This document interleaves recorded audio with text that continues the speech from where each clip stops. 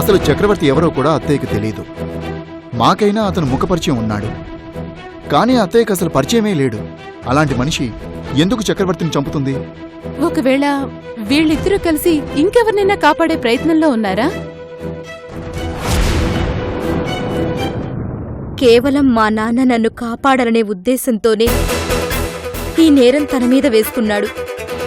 ఇందులో ఆయన తప్పేమీ లేదు.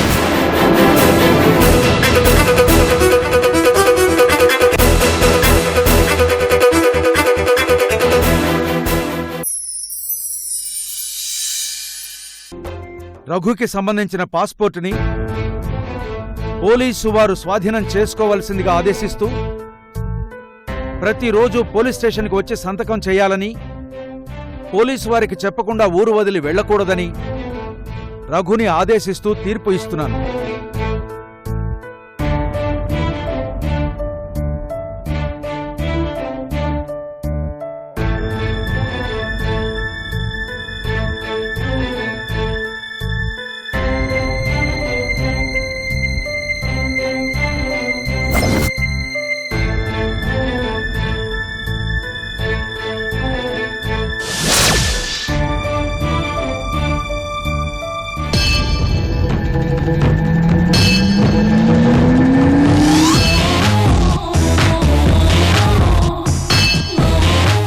శైలజ శిరీష వేరనుకుంటే మధ్యలో ఈ సంధ్య ట్విస్ట్ ఏంటి? ఎంత ఆలోచించినా అర్థం కావటం లేదు.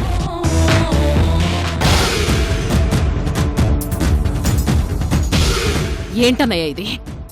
కోర్టులో రఘుగాడికి శిక్ష పడుతుంది అనుకుంటే ఆఖరి నిమిషంలో అంతా రివర్స్ అయిందట.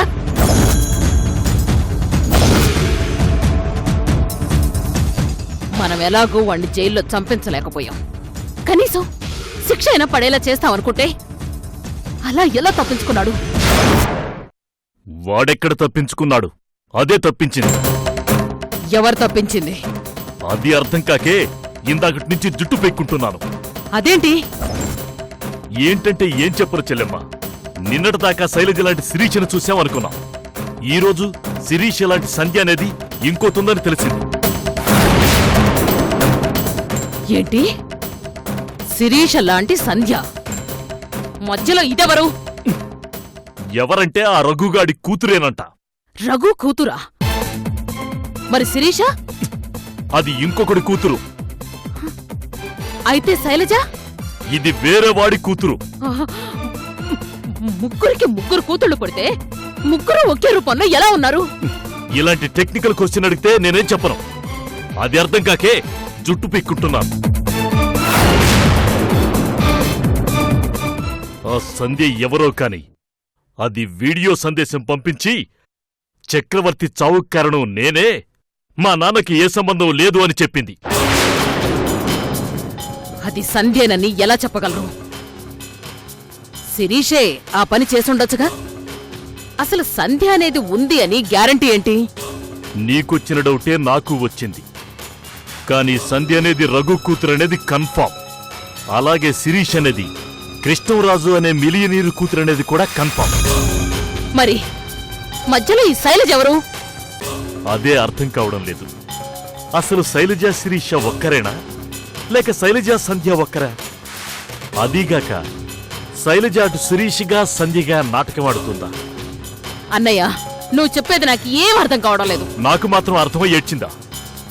అసలు ఒక మనిషి 3 రూపాల్లో ఉందా, లేక ముగ్గురు ఒకే రూపంలో ఉన్నారా? బా, ఆలోచిస్తేనే బుర్ర వేడెక్కిపోతుంది.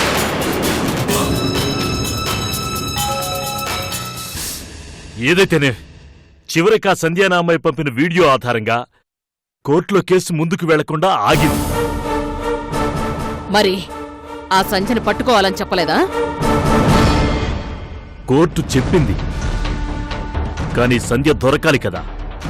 అది ఎక్కడుందో, ఏం చేస్తుందో, అసలు ఉందో లేదో ఎవరికి తెలుసు? అంతా మాయలా ఉంది.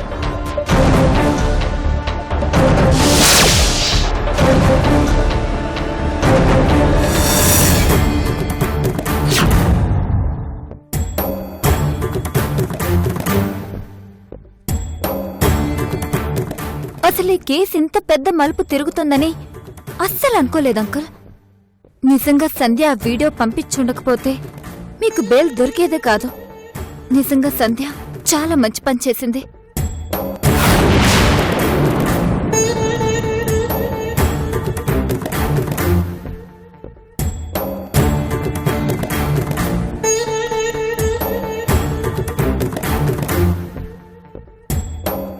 ఏమా, నువ్వు చాలా తెలివిగా మాట్లాడుతున్నాను అనుకుంటున్నావా, లేకపోతే నువ్వు చెప్పేది నిజమని మేం నమ్ముతాము అనుకుంటున్నావా?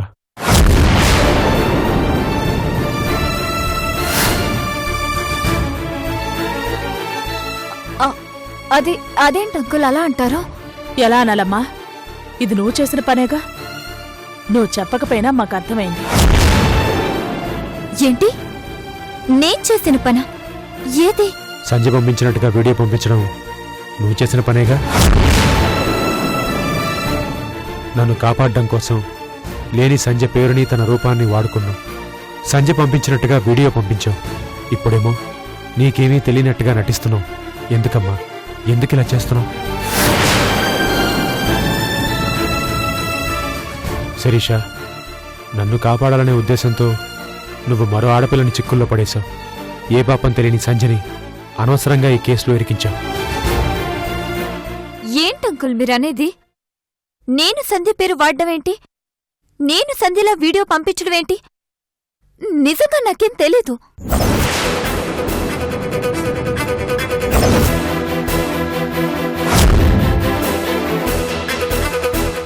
ఏం తెలీదంటే ఎలా సరిపోతుంది శిరీష?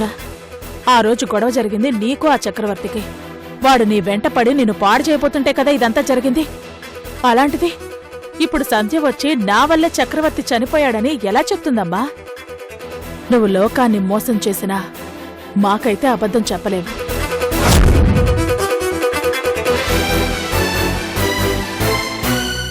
అన్నయ్యని కాపాడటం కోసం నువ్వు అబద్ధవాడటం బాగానే ఉంది కాని మధ్యలో సంధ్యను ఎందుకు ఇరికించావమ్మా? తనేం చేసింది? అంటే మీరేం చెప్తున్నారో నాకు అసలు అర్థం కావడం లేదు. నిజంగా నాకు ఆ వీడియో గురించి ఏం తెలీదు. ప్రామిస్. ఏం శిరీష, నువ్వు చెప్పేది నిజమా? నిజం అంకుల్. మీకు శిక్ష పడేలా ఉంది, నేను సరెండర్ అవుతానని మీకెన్నోసార్లు చెప్పాను. మీరు వద్దని ఒట్టు పెడితే ఆగిపోయాను. నిజంగా లొంగిపోయే పరిస్థితి వస్తే నేను లొంగిపోతాను గాని మధ్యలో సంధ్యానెందుకు తెస్తాను? ఏ ఇన్వాల్వ్మెంట్ లేని సంధ్య పేరు నేనెందుకు వాడతాను అంకుల్? అంటే నిజంగా నీకు ఆ వీడియోకి ఏ సంబంధం లేదా శిరీష? లేదంకుల్, అది నేను పంపించింది కాదు.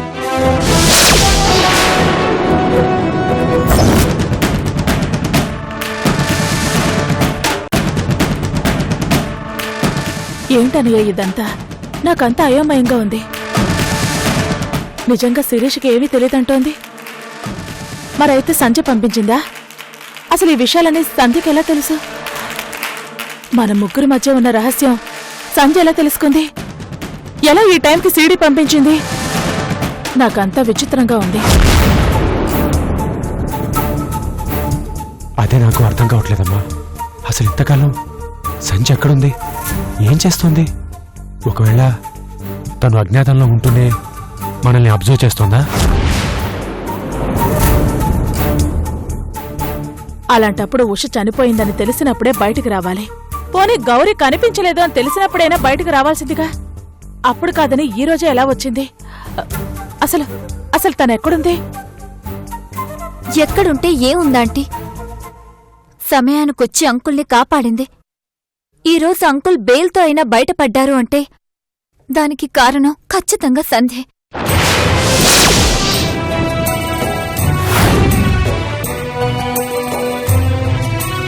మిమ్మల్ని బయటకు తీసుకొని రావాలని కోటి దేవుళ్లకు మొక్కుకున్నాను అంకుల్.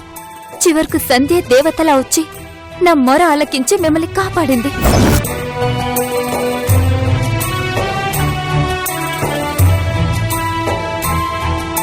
నిజంగా సంధ్యకు థ్యాంక్స్ చెప్పుకుంటున్నాను అంకుల్. నిజంగా సంధ్య దేవత.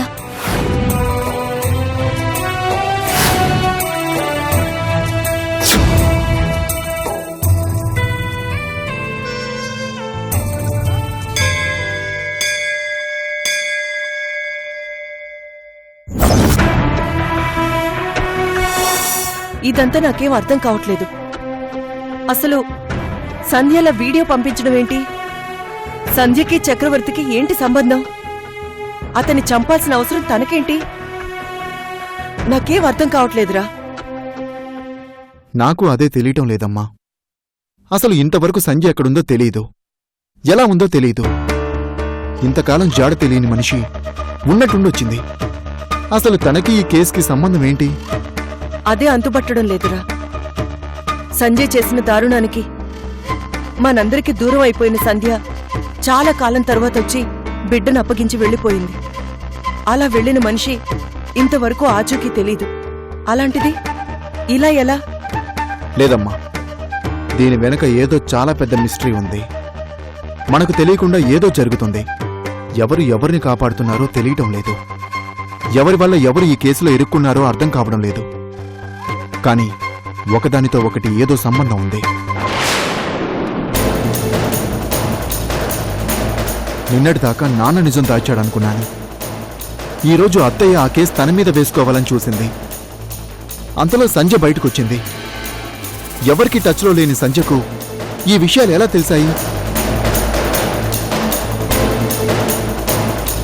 ఒకవేళ తెలిసినా మనల్ని కలవకుండా ఆ వీడియో పంపించడం ఏంటి? అంటే మనకు తెలియకుండా నాన్న సంజయ్ను కలిసిందా? దొంగచాటుగా కలవాల్సిన అవసరం తనకేంట్రా? మనమందరం సంధ్యకి కావాల్సిన వాళ్ళమే కదా.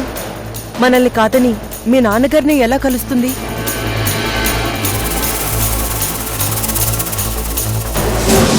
అసలు సంధ్య తిరిగొస్తే ముందు పాప గురించి అడగాలి. పాప తప్పిపోయిందని తెలుసుకొని నా పాపనలా ఎలా వదిలేశారని మనల్ని నిలదీయాలి. అవన్నీ కాదని ఓ వీడియో ఎలా పంపుతుంది? ఏది ఏమైనా సంజయ్ పంపిన ఆ వీడియో వల్ల నాన్నగారికి శిక్ష పడకుండా తాత్కాలికంగా ఆగిందమ్మా. లేదంటే నాన్న మీద గ్యారెంటీగా హత్యా నేరం పడేది. ఆయనకు చాలా పెద్ద శిక్ష పడేది. ఒక రకంగా ఆ వీడియో సాక్ష్యమే కాపాడింది. ఆయన ఎలాగైనా బయటికి తీసుకురావాలరా. అది నీ చేతుల్లోనే ఉంది. నా చేతిలో లేదమ్మా, సంజయ్ చేతుల్లో ఉంది. సంజయ్ దొరికితేనే నాన్న బయటకొస్తారు. తను ఎక్కడుందో తెలుసుకోవాలంటే నాన్న నోరు విప్పాలి. నాన్ననే అడుగుతానమ్మా.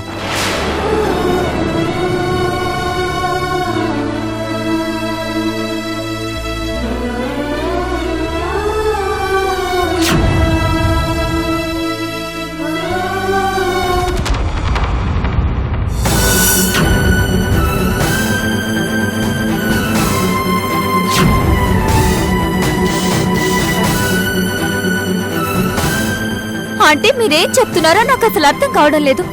నిజంగా నాకు ఆ వీడియో గురించి ఏం తెలీదు. ప్రామిస్. నా పేరు సంధ్య. నేను రఘు గారికి కూతుర్ని. చక్రవర్తిని చంపింది మా నాన్నగారని అరెస్ట్ చేశారు. నిజానికి చక్రవర్తిని చంపింది నేను.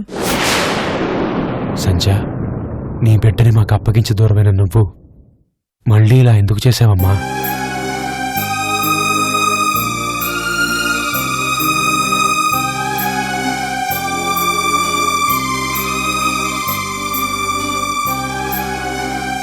నాన్న, మీతో ఓ విషయం మాట్లాడాలి నాన్న. దేని గురించి? సంజయ్ గురించి.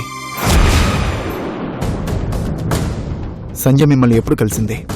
అసలు సంజయ్తో మీరు ఎప్పటి నుంచి మాట్లాడుతున్నారు? అసలు మిమ్మల్ని ఎలా విడిపించాలా అని అందరం తలలు పట్టుకుంటుంటే ఒక్క వీడియో సీడీ పంపించి మిమ్మల్ని చాలా ఈజీగా విడిపించింది.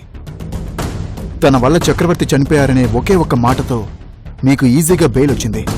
ఇది ముందే ఎందుకు చేయలేదు? అసలు సంజయ్ వల్ల చక్రవర్తి చనిపోతే మరి మీరెలా ఈ కేసులో ఇన్వాల్వ్ అయ్యారు? అతని రక్తపు మార్కలు మీ షర్టుకి ఎందుకంటాయి? నాకేం అర్థం కావట్లేదు నాన్న.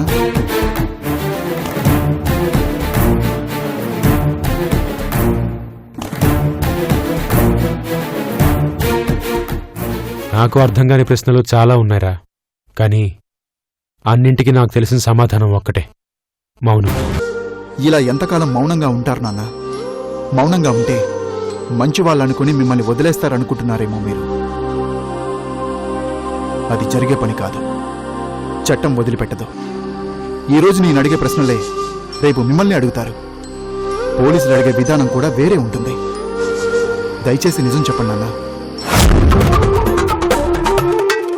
అసలు మేమంతా సంజయ్ ఎక్కడుందా అని వెతుకుతూ ఉంటే మీరు మాత్రం తన్ని కలిసి మాట్లాడారు.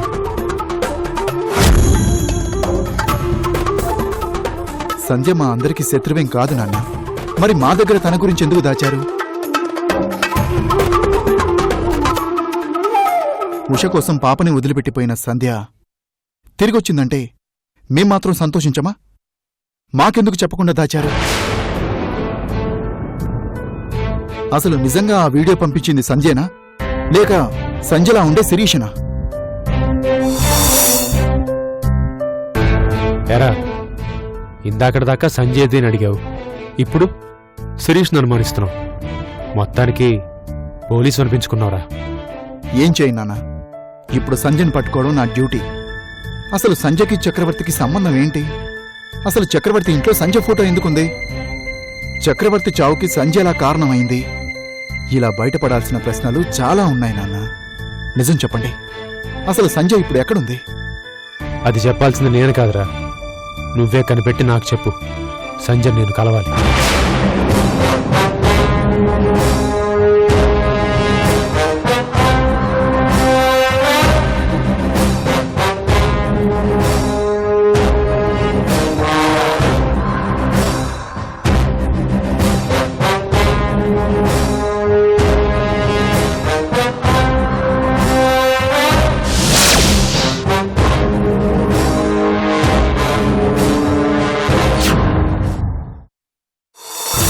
అతను నా వెంట పడ్డాడు. అంతకు ముందు కూడా చాలాసార్లు నన్ను చాలా ఇబ్బంది పెట్టేవాడు. ఈ విషయం మా నాన్నకు చాలాసార్లు చెప్పాను. కూర్చోండి.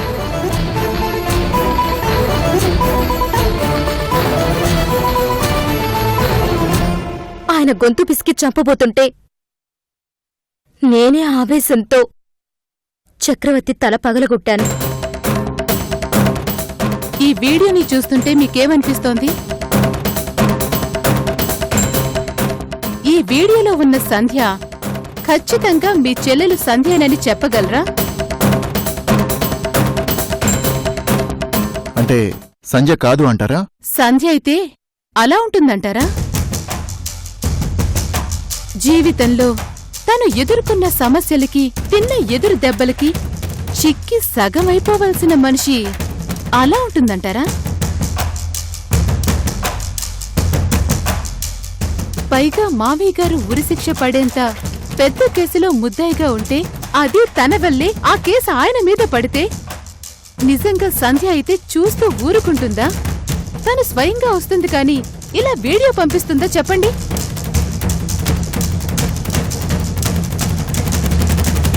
కన్న బిడ్డని ఉషవదనికి అప్పగించిన మనిషి తన తండ్రికి ఇంత కష్టం వచ్చింది అంటే బయటికి రాకుండా దాక్కోవలసిన అవసరం ఏంటి? అంటే మీ ఉద్దేశం ఏంటి? తను సంజయ్ కాకపోతే మరి ఎవరై ఉంటారు? ఏ శిరీష కావచ్చుగా? శిరీషే మావయ్య గారిని కాపాడడం కోసం తనే ఈ వీడియో తయారు చేసి పంపించొచ్చు కదా? శిరీషకి ఏం అవసరం? ఏం అవసరం ఉండి ఈ కేసుని వాదించడానికి లాయర్ను పెట్టింది? మావయ్య గారి తరపు లాయర్ని పెట్టింది ఎవరు? మీరా? నేనా? స్నేహ పిన్నియా? లేక అత్తయ్య గారా? మనం ఎవ్వరం కాదు. మనందరికంటే ముందు శిరీషే లీడింగ్ లాయర్ని అరేంజ్ చేసింది. తనే మావయ్య గారికి బెయిల్ ఇప్పించడానికి చూసింది. మావయ్య గారు కనిపించలేదని నా మీదే ఫైర్ అయింది. హెబీస్ కార్పస్ పిటిషన్ వేస్తానని నన్ను బెదిరించింది. ఇదంతా కేవలం మావయ్య గారు తనని కన్న బిడ్డలా చూసుకునేవారు అనే అభిమానంతో చేశానంటుంది. అది ఎంతవరకు నిజం అనేది తెలుసుకోవాలి. అంటే శిరీష మీద యాక్షన్ తీసుకోవాలా? లేదు, శిరీషే నిజంగా ఇలా చేసింది అంటే పర్సనల్ గా మనం తనకి థ్యాంక్స్ చెప్పుకోవాలి. తను చేసిన పని వల్లే మావయ్య గారికి శిక్ష పడకుండా తప్పిపోయింది. కానీ ఓ పోలీస్ ఆఫీసర్స్గా మాత్రం మనం నిజం తెలుసుకోవాలి.